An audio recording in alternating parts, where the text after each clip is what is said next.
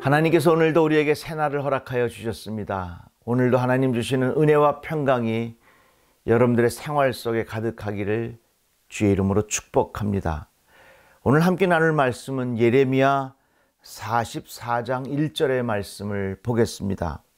애굽 땅에 사는 모든 유다 사람 곧 믹돌과 다바네스와 놉과 바드로스 지방에 사는 자에 대하여 말씀이 예레미야에게 임하니라 이르시되, 이렇게 이어지는 말씀입니다. 오늘 본문을 우리가 잘 이해하기 위해서는 그 당시의 상황을 잠깐 알아볼 필요가 있습니다. 예레미야 44장은 예레미야의 마지막 예언으로 여겨집니다. 이 44장의 말씀을 이해하기 위해서는 예레미야 42장에 보면 요하난이 이스마엘 손에서 백성을 구출하였습니다. 그리고 그들과 함께 애굽으로 내려가서 정착하는 장면이 나옵니다. 이 요하난이 애굽으로 내려가는 중에 예레미야를 통해서 하나님의 뜻을 묻는 과정이 나옵니다.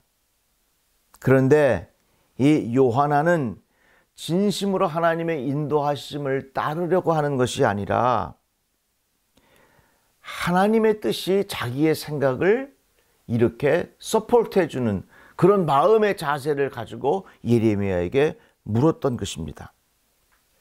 우리들은요, 나의 계획이 있어도 얼마든지 나의 계획과 하나님의 인도하심이 다를 때에는 나의 계획을 접을 줄 알아야 합니다. 우리가 하나님의 생각을 무시하고 나의 고집을 앞세운다면 그것은 결코 좋은 결과로 이어질 수가 없습니다. 우리는 하나님의 인도하심을 철저히 신뢰하고 하나님께서 가장 좋은 길로 인도하신다는 것에 대한 믿음의 확신이 있어야 합니다. 성경에 보면 사사시대를 이렇게 구별하고 있습니다. 사람이 각자 자기 소견에 옳은 대로 행하였더라. 이 말씀은 자기 마음대로 살았다고 하는 것입니다. 우리는 내가 내 자신을 알고 살아야 합니다.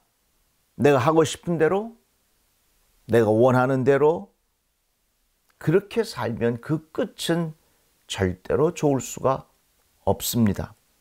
탕자가 자기 하고 싶은 대로, 자기가 원하는 대로 갔지만 그 결과는 어떻게 되었습니까?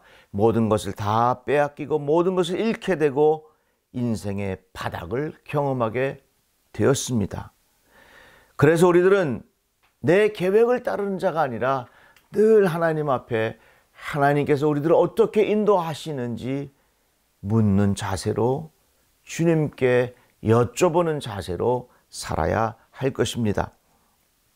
사울 왕은 자기의 계획에 하나님이 맞춰주기를 원했습니다. 그리고 그렇게 살았습니다. 그랬더니 그 결과가 어떻게 되었습니까? 하나님께서 사울을 왕으로 세우신 것을 후회하였다, 이렇게 말하고 있습니다. 그렇지만 다윗은 어떻게 하였습니까? 어떻게 하는 것이 좋을지 늘 하나님 앞에 여쭤보는 마음의 태도를 가지고 살았습니다. 그랬더니 하나님께서 다윗을 축복하셨고 다윗의 혈통을 통하여 예수 그리스도를 이 땅에 보내주셨습니다. 지금 이 시대는 하나님을 인정하려고 하지 않습니다. 하나님이 필요 없다고 생각하는 사람들이 점점 많아집니다. 그래서 우리들은 스스로 모든 것을 할 수 있다고 착각합니다. 참으로 잘못된 생각입니다. 우리는 겸손하게 하나님을 인정해야 합니다. 겸손하게 주의 인도하심을 따르고 겸손하게 하나님을 의지하며 살아가는 것이 우리 인생의 복된 길입니다. 우리가 의지할 분은 오직 예수 그리스도 한 분이십니다. 우리는 예수에게 올인해야 합니다. 예수님에게 집중해야 합니다. 예수님을 더욱 깊이 생각해야 합니다. 예수님을 바라봐야 합니다. 예수님에게 마음을 쏟아야 합니다. 그리고 예수님에게 우리의 사랑을 고백해야 합니다. 예수님에게 우리의 갈 길을 물어보아야 합니다. 우리 마음대로 살지 말고 겸손한 마음의 태도로 예수님에게 늘 여쭤보면서 주님의 인도하심을 따라 살아가는 지혜로운 하나님의 사람들이 되시기를 주의 이름으로 축복합니다. 감사합니다.